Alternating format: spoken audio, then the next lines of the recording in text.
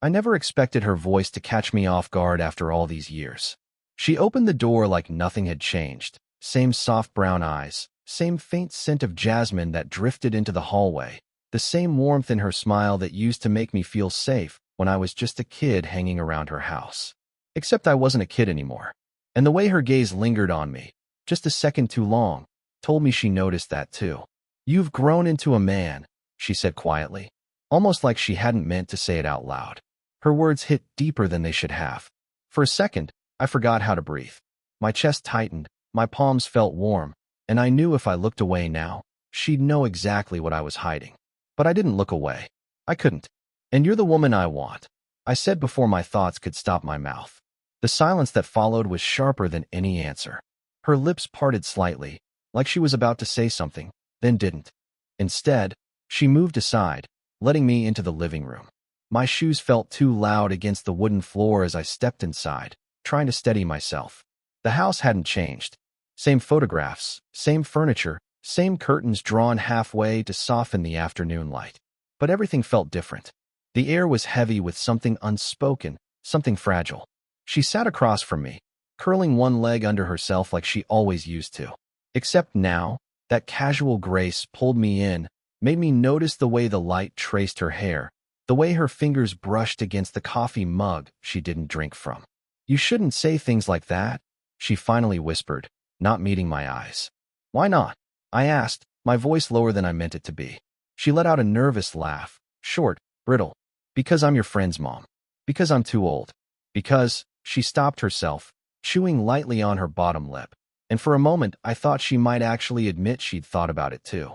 I leaned forward slightly, not too close, but enough for her to feel the weight of my words. "None of that changes how I see you." Her eyes flickered back to mine, just for a second, and it felt like the ground tilted under me. There it was, the spark she tried to bury, the one she wanted me not to notice. The room was too quiet.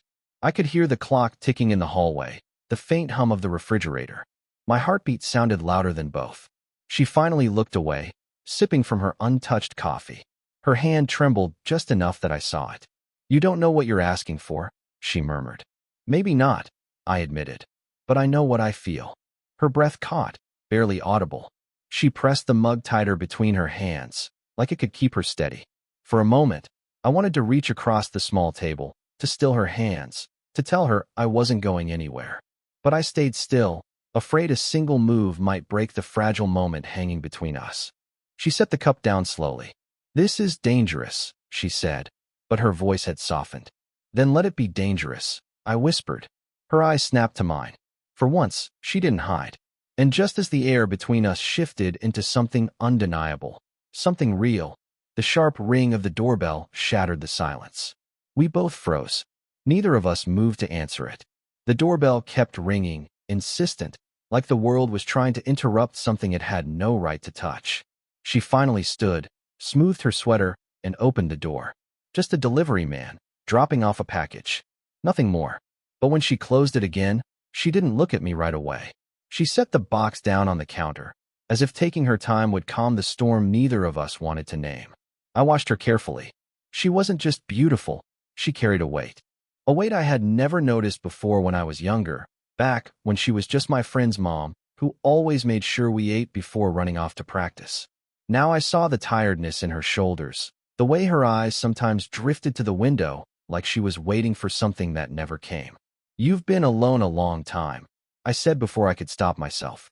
Her head snapped toward me, eyes wide. "That's not something you ask a woman." "I wasn't asking," I murmured. "I can just see it." She let out a short, shaky laugh. "You see too much. Always did." I wanted to tell her I remembered things no one else did. The nights she stayed up waiting for her son to come home late. The soft arguments she tried to hide when her marriage was falling apart. The mornings she smiled through her exhaustion as if we'd never know. She sat down again, but this time closer, just an arm's length away. Her voice lowered. "It's been years since someone looked at me the way you do." My throat tightened. I didn't answer, because if I did, I'd say too much. Instead, I thought about all the girls my age who never really saw me. They saw a boy, a distraction, someone to pass time with. But her? She made me feel like I mattered. Like I wasn't invisible. "It's wrong," she whispered suddenly. as if trying to remind herself. You're, what, 22? I'm old enough to, don't. I cut her off, sharper than I meant. Don't finish that. She flinched, then exhaled slowly. Her fingers toyed with the hem of her sleeve, betraying nerves she didn't want me to notice. I leaned back, trying to steady myself. I knew the risk. She was my friend's mom. She'd been married once, had lived a whole life before me. She wasn't supposed to look at me the way she just had. But when her eyes softened, lingering, I felt my defenses crumble. Do you remember, she said suddenly, when you broke your wrist falling off the porch? You were 13. You cried until I told you it was okay to be scared. I smiled faintly. I remember you held my hand the whole way to the hospital. You didn't let go, even when the doctor tried to move you aside. Her lips pressed together, as if holding back something deeper. I didn't think. I just reached out, brushing my fingers against hers on the couch cushion. The touch was small, almost nothing, but her breath caught. She didn't pull away. The silence wrapped around us again, heavier this time, and I knew we had both crossed into something neither of us could undo. I told myself I wouldn't come by again so soon, that I'd give her space, let the silence between us fade into something safer. But 2 days later, I was standing at her door again. My hand hesitated on the wood, but she opened before I could even knock. You shouldn't be here, she said. But her voice was softer than her words.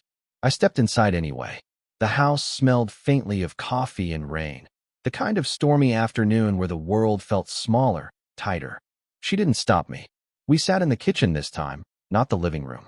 The distance between us was larger, but it didn't matter. The weight in her eyes closed it. You've been avoiding me, I said quietly. I had to. Her fingers tightened around her mug. It's dangerous. It could ruin everything. Everything for who? I asked. She finally looked at me, her eyes tired but burning. For me. For you. For your friendship with my son. Do you think he'd ever forgive either of us? The words cut, but I didn't flinch. I don't care if he forgives me. Her breath caught. Don't say that. Why not? It's the truth. She pushed her chair back suddenly, standing, pacing toward the window. Rain streaked against the glass, thunder rolling far away. Her reflection looked fragile, torn between running and staying. You're making this harder than it already is, she whispered. I stood too, closing the gap. My pulse hammered, but I didn't stop. No, you're the one making it harder, pretending you don't feel what I do. Her shoulders stiffened. Silence. The storm outside cracked with light. Finally, she turned. And in that moment, I saw it. The longing she'd tried to bury, raw and trembling in her expression. Do you think I haven't thought about it? She snapped suddenly, her voice breaking.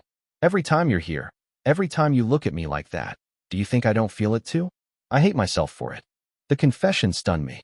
My chest ached, not from rejection, but from how much it cost her to admit it. You don't have to hate it, I said softly, stepping closer. You don't have to hate me. She shook her head, her breath unsteady. You don't understand. I'm supposed to be stronger than this. I'm supposed to, her voice faltered. I was close enough now to see her lips tremble, to feel the heat radiating between us. My hand lifted, almost without thought, brushing against her arm.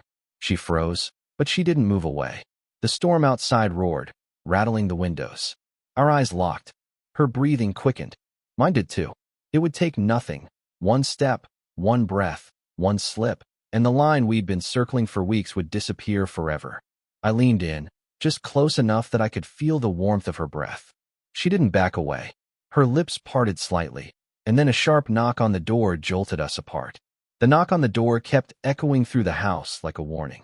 She pulled away from me instantly, her arms wrapping around herself. Her lips were still parted, her cheeks flushed, but her eyes had gone cold.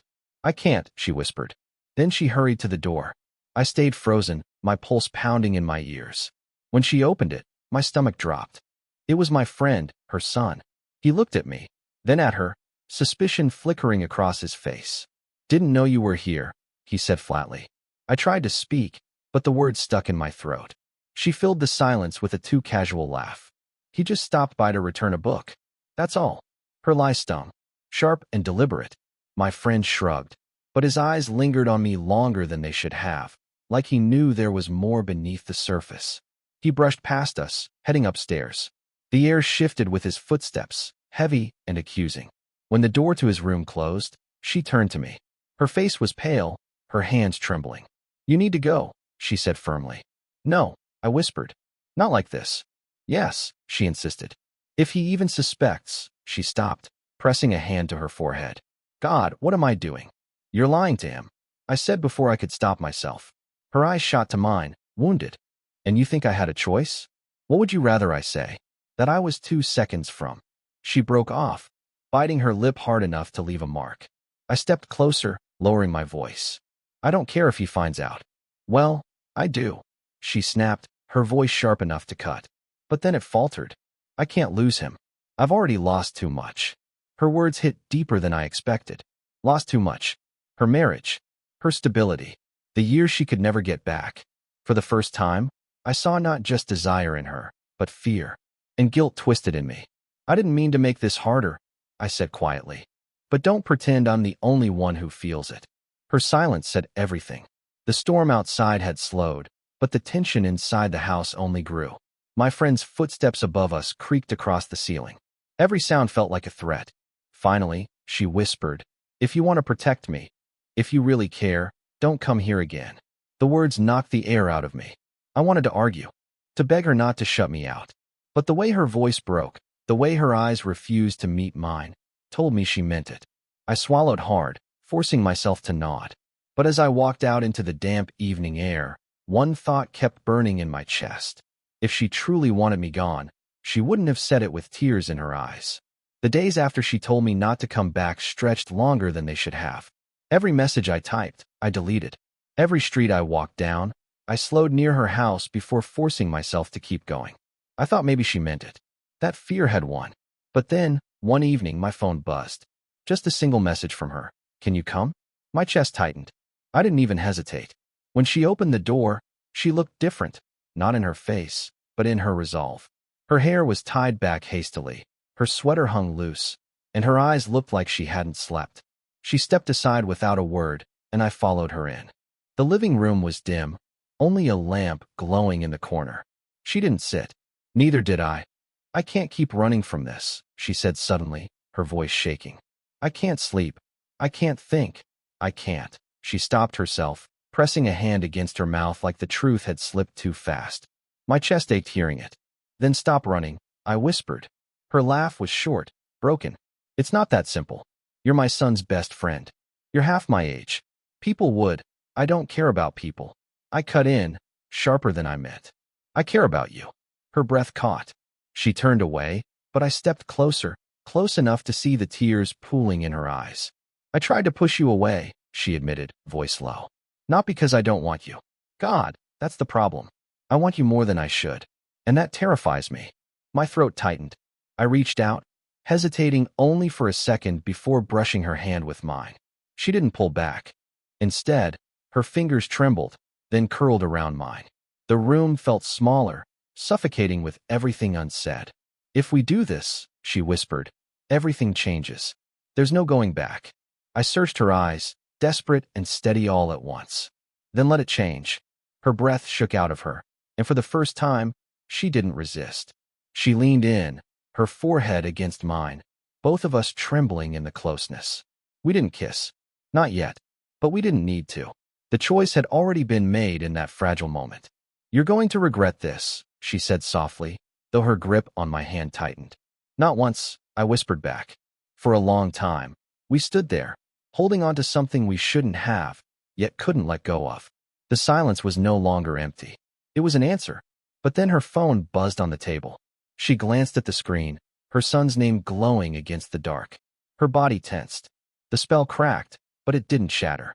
She looked back at me, eyes wide, vulnerable, alive. "We can't, not yet," she murmured. I nodded, even though my chest burned. Because even if the world outside would never understand, inside this quiet house, we finally did. The message from her son never stopped buzzing in my head, even after she silenced the phone. It was a reminder of the world outside the two of us, the world that would never understand. For days, we kept our distance. She didn't call. I didn't show up. But the silence wasn't empty this time. It was heavy, thick with everything we'd admitted, everything we couldn't take back. I thought maybe that was it. That fear would swallow her whole, and I'd be left with nothing but the memory of her hand trembling inside mine. But then, a week later, I found myself at the park near her house. She was there, sitting on the same bench I'd seen her on 100 times before when I was younger, back when she was just someone's mom, back when I was too blind to see her as anything else. She noticed me before I even reached her. Her lips parted like she wanted to tell me to go, but she didn't.